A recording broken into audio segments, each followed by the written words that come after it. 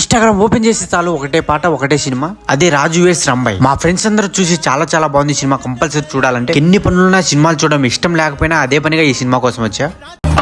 రామాయి నీ మీద నాకు మనసాయనే, ఏనాడు నిన్ను వీడిపోని నీడైతనే.